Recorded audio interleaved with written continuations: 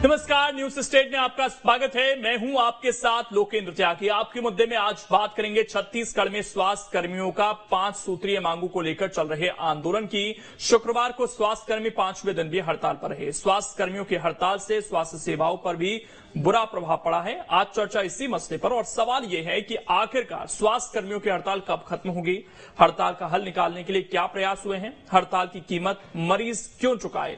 इन तमाम सवालों पर आज करेंगे चर्चा। कुछ खास मेहमान भी जुड़ेंगे, लेकिन उससे पहले आज की रिपोर्ट आपको दिखाते हैं।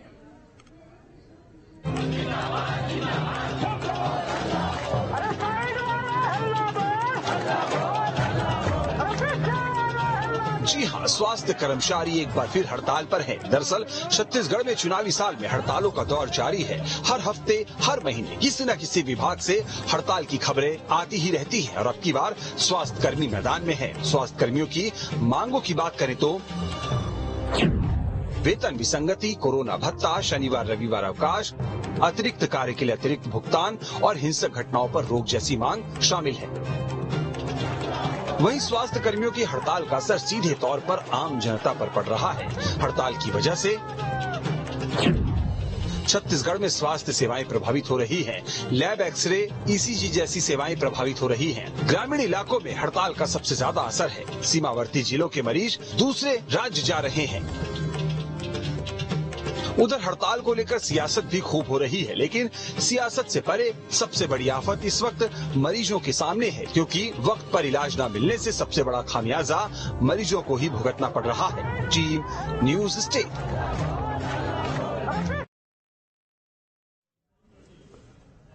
और चर्चा करने के लिए खास मेहमान इस वक्त हमारे साथ जुड़ गए हैं। सबसे पहले परिचय करा देता हूं। सुमन शर्मा जी हैं, प्रांताध्यक्ष हैं छत्तीसगढ़ नर्सिंग कर्मचारी संघ की। ब्रजेश नाथ पांडे जी हैं, प्रवक्ता हैं बीजेपी के। आप दोनों का बहुत बहुत स्वागत है। सुमन शर्मा जी, अब कहां बात अटक रही है और 5 दिन हो गए हैं, लंबी ये हड़ताल हो रही है, लोग परेशान हैं, क्या प्लानिंग है अब आगे आप लोगों की? सर जी, मैं श्रीमती सुमन शर्मा हूं।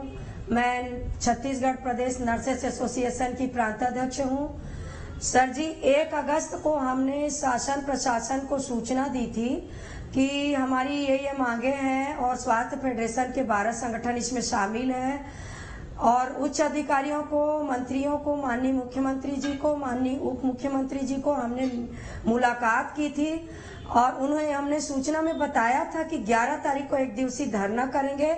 बेहतर होगा कि इससे पहले ही हमारे मांगों पर निराकरण हो जाए, परंतु किसी भी प्रकार की कोई सुनवाई नहीं हुई और मजबूर होकर हम पूरे 12 संगठन जो स्वास्थ्य विभाग के हैं, हेल्थ फेडरेशन, हमने 1 दिवस का सांकेतिक धरना किया, रैली की। उसके बाद भी हमने देखा कि ना कोई वार्ता हो रही है, ना कोई बुलाया जा रहा है और न ही स्वास्थ्य विभाग के अधिकारी कर्मचारियों पर कोई ध्यान दिया जा रहा है, तो मजबूर होकर हमको 21 तारीख से अनिश्चितकालीन आंदोलन करना पड़ा और आज आंदोलन का हमने 5वां दिन भी पूरा कर लिया, पर शासन प्रशासन और मंत्रियों तक हमारी बातें पहुंच ही नहीं पा रही है और वजह तो मुझे नहीं पता कि स्वास्थ्य विभाग को ऐसा नजरअंदाज क्यों किया जा रहा है। लेकिन अब क्या करेंगे आगे, क्योंकि समय तो बीत रहा है। आपको भी पता है कि आप लोगों का डिपार्टमेंट ऐसा है, यहाँ पर आपकी 1 दिन की हड़ताल किसी मरीज की जान पर भारी पड़ सकती है। तो कुछ आपने समय तय किया है या अब ये इसी तरीके से जब तक बातें नहीं बनती हैं, इसी तरीके से आप हड़ताल पर रहेंगे?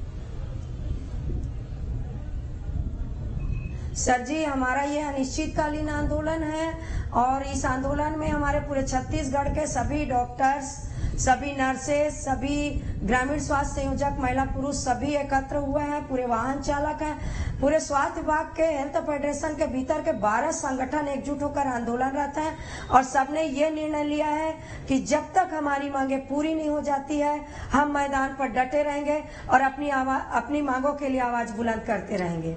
सुमन जी, एक सवाल ये भी उठ रहा है कि ये जो आप लोगों की हड़ताल है, ये एक दबाव बनाने की कोशिश है। आप लोगों को पता है कि चुनाव सिर पर हैं, केवल इसीलिए ये समय चूज किया गया, जबकि मौसमी बीमारियों का ये दौर चल रहा है, संवेदनशील होना चाहिए था आप लोगों को, तो इस तरह की भी बातें कही जा रही हैं। सर जी, ऐसी कोई बात नहीं है। हमारी मांगे 2006 से लंबित है और 2018 में हमने आंदोलन किया था, जिस समय सारी नर्सेस को जेल में भर दिया गया था और जेल में भरने के बाद में कठोर यातनाएं दी गई और उस समय हमको आश्वासन दिया, यही मौजूदा शासन माननीय मुख्यमंत्री जी ही उस समय हमारे आंदोलन में हमारे मंच पर आए थे। उन्होंने कहा था कि जैसे ही हमारी सत्ता आती है सबसे पहले हम आपकी मांगों को पूरा करेंगे। और उसके बाद भी देखा हमने, चुनावी सत्र जब आया उन्होंने जन घोषणा पत्र में 9वें क्रम पर रखा कि स्वास्थ्य विभाग के कर्मचारी अधिकारियों को हम सबसे पहले उनकी वेतन विसंगति दूर करेंगे। पर आज शासन का 4.5 वर्ष पूरा हो चुका है, लेकिन आज तक के एक भी उनके जन घोषणा पत्र में से जो स्वास्थ्य विभाग के लिए बात रखी थी उसको उन्होंने नजरअंदाज किया। अभी तक उनकी बात पूरी नहीं हुई और जो हमारी मांगे हैं वो उन्हीं के वादों के अनुसार है। उन्होंने कोरोना भत्ता देने का भी वादा किया था, एक वीडियो जारी किया था माननीय मुख्यमंत्री जी ने और कहा था कि जो हमारे कोरोना योद्धा है उनको अतिरिक्त कोरोना भत्ता दिया जाएगा और कोरोना में लगे हुए लोगों को उन्होंने सम्मान के रूप में ये वीडियो जारी करके बताया था। लेकिन आज तक उस वीडियो पर भी उनका कोई भी ऐसा कार्रवाई होते नहीं दिख रहा। तो माननीय मौजूदा शासन प्रशासन के बाद मैं जवाब ले लेता हूँ इस पर। झूठे साबित मणि वैष्णव जी, 2018 में वादा करते हैं आप लोग, जब ये लोग हड़ताल पर थे, आप लोग विपक्ष में थे, तब आपको इनकी बातें सही लग रही थी। अब 5 साल बीतने के बाद इनकी बातें गलत क्यों लगनी शुरू हो गई? इनकी बातें हमें गलत बिल्कुल, इनकी बातें हमें अभी भी गलत नहीं लग रही, ना पहले गलत लगी थी। हम इनके साथ, मैं आपको बता दूं कि यह इनकी पुरानी समस्या है, 2006 से इनकी चली आ रही है। और जैसा कि सुमन जी के मुंह से आपने कहा कि 2018 में जब भाजपा सरकार थी तो किस प्रकार से इनका लाठीचार्ज किया गया, दुर्मह बच्चों को लेकर जो आंदोलन कर रही थी महिलाएं, जो नक्से, उनको जेल में ठूस दिया गया और यहाँ तक कि जेल के अंदर बाथरूम में ताला लगा दिया गया ताकि वो बाथरूम ना जा सके महिलाएं। इतनी बर्बरता भारतीय जनता पार्टी की सरकार में इनके साथ हुई और हम इनसे पहले भी सहमत थे, आज भी सहमत इनके साथ है। लेकिन आपको बताना चाहूंगा, क्योंकि ये चुनावी वर्ष है, आप वरिष्ठ पत्रकार हैं, आप समझते हैं कि चुनावी वर्ष में हर वर्ग का मांग होता है और मांगे रखते हैं सरकार के सामने और उसी सरकार के सामने मांगे रखी जाती हैं जिनके बारे में विश्वास होता है कि हाँ ये मांगों को पूरा करेंगे। मैं आपको बता दूं, केवल यही नहीं, जूनियर डॉक्टरों ने हड़ताल की थी वेतन विसंगति को लेकर, हमने उसमें सुधार किया और उनकी हड़ताल समाप्त हो गई। इसके साथ ही पटवारी संघ ने भी हड़ताल किया था, हमने उनकी भी मांगी पूरी कर दी, विचार हुआ, उनकी मांगी पूरी हुई, उसके बाद उनकी भी हड़ताल कर दी। यहाँ तक कि मैं आपको बताना चाहूंगा एक आश्चर्यजनक बात कि मृत संविदा कर्मियों की जो विधवा पत्नियां थी उनको तक जो है कलेक्टर स्तर पर नौकरी में रखे जाने की अनुशंसा छत्तीसगढ़ सरकार ने की है। उनके भी आंदोलन को समाप्त किया गया, जबकि ऐसा नियम में कहीं था नहीं। फिर भी नया नियम बनाकर जो विधवा पत्नियां संविदा कर्मियों की उनको भी नौकरी देने का प्रावधान छत्तीसगढ़ सरकार ने किया है। और आप इस चैनल के माध्यम से मैं जो कर्मी, जो स्वास्थ्य कर्मी अभी हड़ताल कर रहे हैं, उनसे भी कहना चाहूंगा इस चैनल के माध्यम से कि आपको भरोसा रखना चाहिए छत्तीसगढ़ सरकार के ऊपर। जब की मांगे पूरी हुई है, आपकी भी मांगों पर विचार चल रहा है, सरकार प्रस्ताव बना चुकी है, उस पर विचार चल रहा है और आपको धैर्य रखना चाहिए, विश्वास रखना चाहिए और थोड़ी संवेदनशीलता दिखानी चाहिए, क्योंकि जो आपका काम है काफी महत्वपूर्ण काम है, काफी लोग उससे परेशान हो रहे हैं, आपको काम पर लौटना चाहिए और सरकार को भरोसा रखना चाहिए। लेकिन मणि वैष्णव जी, फिर कोई इनको टाइमलाइन तो दीजिए आप, ताकि काम पर लौटे, क्योंकि 5 साल तो निकल गए इसी चक्कर में। देखिए, टाइम लाइन जो है, आप वरिष्ठ पत्रकार हैं, आप जानते हैं टाइम लाइन देना संभव नहीं था। जो जूनियर डॉक्टर है उनको भी हमने टाइम लाइन नहीं दिया था, लेकिन उनकी मांगे पूरी हुई, हड़ताल खत्म की हमने। पटवारियों को भी कोई टाइम लाइन नहीं दिया गया, लेकिन उनकी भी मांगों को पूरा किया गया। तो विधवा पत्नियां संविदा कर्मियों की, उनकी भी मांग को पूरा किया गया, लेकिन कोई टाइम लाइन नहीं दिया गया। सरकार की एक प्रक्रिया होती है, प्रक्रिया चल रही है, प्रस्ताव बन चुका है, उस पर विचार चल रहा है और बहुत जल्द एक सुखद निर्णय होगा। इस कारण इन्हें ध्यान रखना चाहिए और काम पर वापस। चलिए, मैं इस पर रिएक्शन लूंगा ब्रजेश नाथ जी, लेकिन सवाल तो यह है कि आप लोगों पर तो पहले से सवाल उठ रहे हैं कि आपकी सरकार के दौरान तो इनकी मांगे मानी नहीं गई, उल्टा इन पर जो अत्याचार हुए उसकी कहानी अलग है। तो अब आप क्या कहेंगे इस पूरे मसले पर? त्यागी जी, देखिए, जो वर्तमान में छत्तीसगढ़ की सरकार चल रही है ये पूरी तरीके से असंवेदनशील हो चुकी है। छत्तीसगढ़ की जनता को इनका विश्वास खो चुके हैं। आप ये बताइए, एक साल में लगभग 1800 दिन होते हैं या उससे कुछ ज्यादा। 1800 दिनों में आप मान के चलिए कि कोई सा दिन ऐसा नहीं। एक साल में 365 दिन होते हैं ना सर?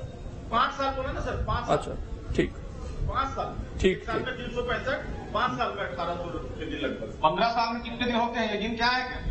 वो 15 साल में कितने दिन होते हैं, ये गिन लीजिए।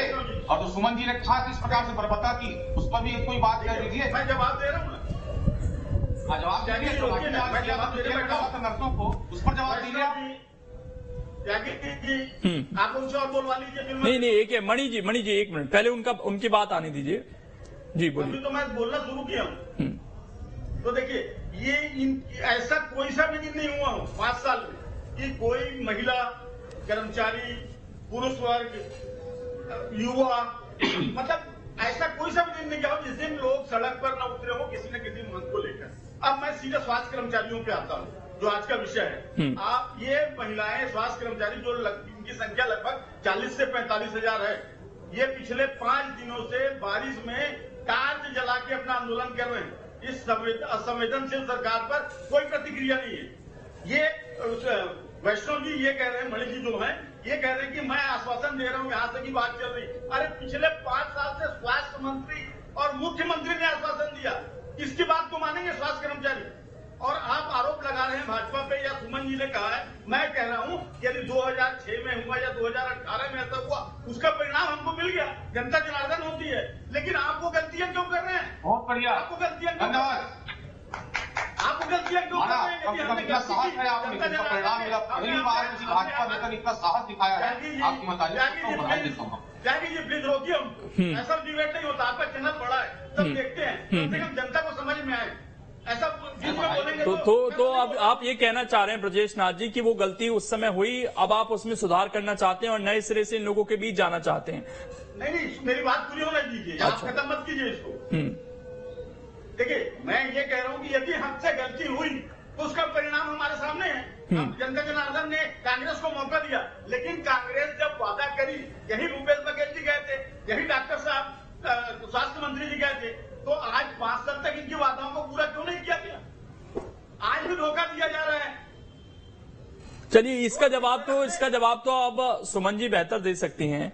सुमन जी दोनों सरकारें तो आपने देख ली, फिर विश्वास कैसे बनेगा? इनकी देखिए जी 1 मिनट और ले रहा हूं मैं, इनकी कौन सी मांग गलत है? वेतन विसंगति की मांग गलत नहीं है। ठीक, वो तो 2006 से 18 तक और अब 23 आ गया, मांगे तो दोनों तरफ से ठीक ही बताई जा रही। हाँ राशि मांग रहे हैं और आपने खुद कोरोना काल में घोषणा किया था, ठीक घोषणा खुद होकर किया, तो कौन सी मांग गलत है इनकी?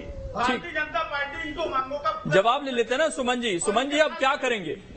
एक सरकार तो कह रही है हमने गलती की, क्या दूसरी सरकार भी वही गलती कर रही है अब? सर जी देखिए, जब हमने 2018 में आंदोलन किया था तो उस समय शासन प्रशासन ने कमेटी गठित की थी और कमेटी की रिपोर्ट को उन्होंने 3 महीने में सौंप दिया था, लेकिन उसको आज पर्यंत तक लागू नहीं किया गया है।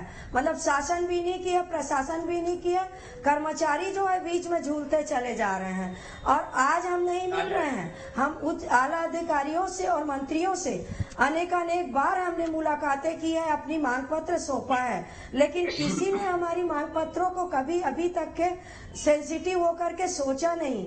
हमारे विभाग में बहुत बड़ी बड़ी विसंगतियां हैं सर। हम 5 मुद्दों को लेकर बैठे हैं, जैसे वेतन विसंगति हमारे मांगे हैं, जिसमें डॉक्टर्स से लेकर के स्टाफ नर्स से लेकर के ग्रामीण स्वास्थ्य संयोजकों तक के वेतन विसंगति है। जो 6 महीने का प्रशिक्षण करते हैं पैरामेडिकल्स, वो जो 2200 ग्रेड पे लेते हैं, और एक तरफ स्टाफ नर्सेस 4.5 साल का प्रशिक्षण लेती हैं, वो 2800 ग्रेड पे लेती हैं, और पैरामेडिकल जो 1 वर्ष करते हैं वो भी 2800 ग्रेड पे लेते हैं, और जो 3 वर्ष के आरएमए होते हैं वो 4300 ग्रेड पे लेते हैं। तो उच्च शिक्षा, शैक्षणिक योग्यता, कार्य की प्रकृति के आधार पर वेतन का निर्धारण होना चाहिए। स्वास्थ्य विभाग के हमारे आईएएस जो आला अधिकारी हैं, मैं उनसे ये निवेदन करती हूँ कि कार्य की जिम्मेदारियों की प्रकृति और शैक्षणिक योग्यता के मद्देनजर वेतन विसंगति को तत्काल दूर किया जाए। कोरोना काल में माननीय मुख्यमंत्री जी ने जो हमको वादा दिया था कि कोरोना योद्धाओं को हम अतिरिक्त कोरोना भत्ता देंगे, ये उन्हीं का वादा है जो हम मांग रहे हैं, इसे वो खुद पूरा कर दें। हमने इसको अलग से मांगा नहीं, उन्होंने खुद हमको गिफ्ट के बतौर ये कोरोना भत्ता देने का आश्वासन दिया। और जोखिमों में काम करते हैं स्वास्थ्य विभाग के कर्मचारी, तो जोखिम भत्ता तो उनका अधिकार है सर। और जब सारे स्वास्थ्य विभाग के कर्मचारी जो है त्योहारों में और शनिवार रविवार अवकाश में काम करते हैं, जब सारा विभाग दूसरा विभाग बैठा रहता है, छुट्टियां मनाता है, त्योहार मनाता है, उस समय स्वास्थ्य विभाग जो अपना काम करते हैं तो अवकाश दिनों का उनको अतिरिक्त वेतन भुगतान हो, और इलाज के दौरान जो हमारे चिकित्सकों के साथ स्वास्थ्य विभाग के नर्सेस के साथ जो दुर्व्यवहार करती है, कभी जनप्रतिनिधि हो कभी आम जनता हो। लेकिन वो तो ये कह रहे हैं कि आप लोगों को विश्वास दिखाना पड़ेगा, और क्या अब विश्वास दिखाने के लिए आप तैयार हैं? वो ये कह रहे हैं कि हम समय तो नहीं बता पाएंगे लेकिन मांगे आपकी जरूर पूरी की जाएंगी। जी, हमारी मांगे जरूर पूरी होनी चाहिए। यही 5 हमारी मांगे हैं जो हिंसात्मक घटनाओं पर विभाग त्वरित कार्रवाई करे। यही 5 मांगे हैं हमारी, और इस पर एक टाइम लिमिट होना चाहिए, क्योंकि जो 3 महीने में कमेटी की रिपोर्ट दी गई थी वो 4.5 साल में भी लागू नहीं हो पाई। अब भरोसा है भूपेश है तो भरोसा है स्लोगन है छत्तीसगढ़ में। अब कर्मचारी स्वास्थ्य विभाग के भरोसा करें तो कैसे करें, क्योंकि उनकी शासन आने के पहले ही घोषणा पत्र में भरोसा हुआ। अभी अभी की बात है, नर्सेस डे में माननीय मुख्यमंत्री जी आए थे हमारे मेकाहारा रायपुर में, हमने नर्सेस डे में उनको इन्वाइट किया था। वहां उन्होंने कहा कि कैबिनेट में आपकी बात रखी जाएगी, नर्सेस की मांगों की रिपोर्ट तैयार हो गई है, और वो दिन भी निकल गया, कैबिनेट भी निकल गया, नर्सेस की मांगों पर अभी कोई उसमें सुबुगाहट दिखाई नहीं दे रही है। तो हमारा विश्वास हिलने लगा है। ठीक है मणि जी देखिए, बड़ा दिलचस्प है ये कि अब कहने से आप अगर भरोसा जीत पाते तो शायद हड़ताल की जरूरत नहीं पड़ती। बार बार आश्वासन, और अब उनको भी पता है कि 1-1.5 महीने ही बचा है इस सरकार के पास, उसके बाद आचार संहिता लग जाएगी, चुनाव की घोषणा हो जाएगी। तो इतना तो इंतजार कर लिया आप उनसे, और क्या अपेक्षा करते हैं? इससे ज्यादा वो और क्या इंतजार कर सकते हैं? देखिए, मैं पुनः एक बात कह रहा हूँ कि इनका जो प्रस्ताव है उस पर विचार चल रहा है, और बहुत जल्दी एक सुखद सूचना मिलेगी। और पहले भी मैं बता चुका हूँ कि हमने कई वर्गों के जो है संतुष्ट करने का प्रयास किया है, और इन 4.5-5 सालों में प्रत्येक वर्ग के लिए काम किया है, चाहे किसान हो चाहे आदिवासी हो, और कर्मचारी हमने ओल्ड पेंशन स्कीम लाकर भविष्य को सुरक्षित करने का काम किया। नहीं, लेकिन ये तो एक ऐसा मसला है ना जिस पर विचार आपको भी जल्दी करना पड़ेगा। जैसे उधर से मांग है सुमन जी की कि जल्दी फैसला हो, आपको भी विचार जल्दी करना पड़ेगा, क्योंकि यहाँ पर ज्यादा विचार करने के चक्कर में किसी एक की जान चली जा सकती है, तो उसकी जिम्मेदारी कौन लेगा? हेलो, मैं ये कह रहा हूँ अगर किसी की जान चली गई मरीज की इस विचार करने के दरमियान, क्योंकि ये लोग तो काम पर लौट नहीं रहे, तो उसकी जिम्मेदारी किसकी होगी? देखिए, मैं फिर से आपके दृष्टिकोण के माध्यम से मैं कहना चाहता हूँ कर्मचारियों को, सुमन जी को कहना चाहता हूँ कि काफी संवेदनशील मुद्दा है। आप अगर वापस काम पर नहीं लौटेंगे तो बहुत सारी दुर्घटनाएं हो सकती हैं, और आपके दृष्टिकोण के माध्यम से मैं फिर से इनसे आग्रह करना चाहता हूँ संवेदनशीलता दिखाएं, अपने काम पर लौटे और भरोसा रखें सरकार पर। प्रत्येक वर्ग के लिए हमने काम किया है, जितने भी लोगों की मांगी थी सबकी मांगों को हमने पूरा किया, चाहे जूडो नहीं। तो अब चुनाव में कितने दिन है मणि जी, ये बताइए आप, अभी चुनाव में कितने दिन है? क्यों पूरा नहीं? अक्टूबर के 2nd वीक तक हम ये उम्मीद कर रहे हैं कि ऐलान हो जाएगा चुनाव का। तो ये जो विचार मंथन है, ये क्या इतना लंबा चलने का समय है आप लोगों के पास? आपको भी तो फैसला जल्द लेना पड़ेगा ना इसमें। बेशक मैं आपको पहले ही बता चुका हूं कि शासकीय जो व्यवस्था होती है उसमें एक प्रक्रिया होती है। तत्काल किसी बात पर निर्णय लेना संभव नहीं होता है, उस पर विचार चल रहा है। मैं पुनः कह रहा हूँ कि प्रक्रिया के तहत विचार चल रहा है, और बहुत जल्दी कोई सुखद सूचना इन्हें मिलेगी। इन्हें निश्चित रहना चाहिए। अरे भूपेश बघेल जी ने जो नहीं किया है वो किया है, तो फिर जो कह दिया है, अगर उन्हें वादा किया है इनसे नर्सों से, तो काम बिल्कुल करेंगे। और आप अंतर देखिए, पहले जो भाजपा सरकार थी उसमें और अभी में जो अंतर है उसको देखिए। पहले जो है मंत्री बात नहीं करते थे, पहले लाठियां मार के जेल के अंदर डाल दिया जाता था, बात कोई सुनने वाला नहीं था। अभी तो सुमन जी खुद कह रही है कि मंत्रियों से चर्चा हुई, उनकी बातों को सुना गया, उनके प्रस्ताव पर विचार भी चल रहा है। लाठियां तो भाजी जा रही भाजपा शासन की तरह, और प्रत्येक वर्ग की पूरा कह रहा हूँ कि प्रत्येक वर्ग का ध्यान रखा गया है। आपका भी ध्यान रखा जाएगा, आपको निश्चिंत रहना चाहिए और अपने काम पर वापस लौटना चाहिए। ठीक है, लेकिन इसमें एक सवाल ही उठ रहा है ब्रजेश नाथ पांडे जी, आप लोगों ने भी शासन किया, अभी आप उसको बेशक गलती मान रहे हैं, लेकिन कर्मचारी जो लगातार काम करते हैं उनको लेकर सरकारों की इतनी बेरुखी क्यों रहती है कि जब तक वो सड़कों पर ना आ जाएं, वो आंदोलन ना करें, उनकी सुनी नहीं जाएगी? जी त्यागी जी, मैं उसी मुद्दे पे आने वाला था। बहुत अच्छा सवाल है आपका। देखिए, पहले तो मैं ये बता दूं कि सुमन जी ने 5 साल के इनके पूरे कार्यकाल के स्वास्थ्य कर्मचारियों की पूरी चिट्ठा खोल के रखी, और यहाँ जो कांग्रेस प्रवक्ता बैठे हैं वो आश्वासन दे रहे हैं। मैं ये पूछता हूँ इनके आश्वासन का क्या मतलब है? जो स्वास्थ्य मंत्री जी पूरा नहीं कर पाए, मुख्यमंत्री जी पूरा नहीं कर पाए, और कोई भी शासकीय कर्मचारी डायरेक्ट किस तरह से सड़क पर नहीं बैठता है। वो बैठने के पहले शासन प्रशासन को सूचना देता है, तब क्यों नहीं विचार किया गया? इनको क्या सड़क पर बिठा के रोड पे लाना चाह रहे थे क्या कांग्रेस के लोग? दूसरी बात, ये सिर्फ न 45,000 कर्मचारियों पे जुर्म कर रहे हैं, बल्कि ये आम जनता से जुड़ा हुआ मुद्दा है। इनकी अनुपस्थिति से कितने लोगों की जान जा सकती है? ये शिशुओं को इंजेक्शन नहीं लग रहा है, उनको दवाइयां नहीं मिल रही है, महिलाओं का प्रसव नहीं हो पा रहा है। ये आम जनता से जुड़ा हुआ है और छत्तीसगढ़ की जनता देख रही है कि छत्तीसगढ़ की सरकार आम जनता के साथ, कर्मचारियों के साथ, महिलाओं के साथ जो झूठा वादा करके आया है इन्होंने, और एक भी वादा पूरा नहीं किया। गंगा जल की झूठी कसम खाई लोग। नहीं तो मैं तो वही आपसे भी जानना चाह रहा हूं ना कि जब आपकी सरकार थी, ये तो चलिए उनकी बात हो गई, इतनी बेरुखी क्यों रहती है कि कर्मचारियों को हड़ताल करनी पड़ती है? कोई पहली बार हड़ताल हो रही है इस प्रदेश के अंदर, या इससे पहले 15 साल में नहीं हुई थी? अगर आप ये कह रहे हैं कि हमारी गलती थी, इनको मौका दे दिया, तो वो गलती क्यों होती है? कर्मचारियों को लेकर इतना रूखापन क्यों रहता है? देखिए त्यागी जी, क्या फंड्स की कमी है या केवल चुनाव के समय बड़े बड़े वादे कर दिए जाते हैं, उसका बाद में भुगतान करना पड़ता है? जो वास्तविक स्थिति है उससे कहीं ना कहीं दूर रहते हैं नेता, क्योंकि घोषणा करना तो बहुत आसान है, आज आप भी कर सकते हैं विपक्ष में रहकर, उस समय कांग्रेस ने कर दी घोषणा।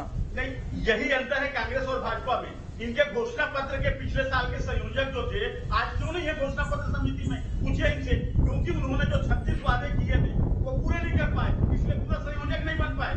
उन्होंने स्वास्थ्य मंत्री, पंचायत मंत्री से इस्तीफा दे दिया कि मैं काम नहीं कर पा रहा हूं, मैं आवाज नहीं बना पा रहा हूं। एक आखिरी सवाल मणि जी से यही है मेरा कि मणि जी, विपक्ष में रहकर घोषणाएं करना और सरकार में आकर एग्जीक्यूट करना, दोनों में फर्क तो अब नजर आता है यहां पर।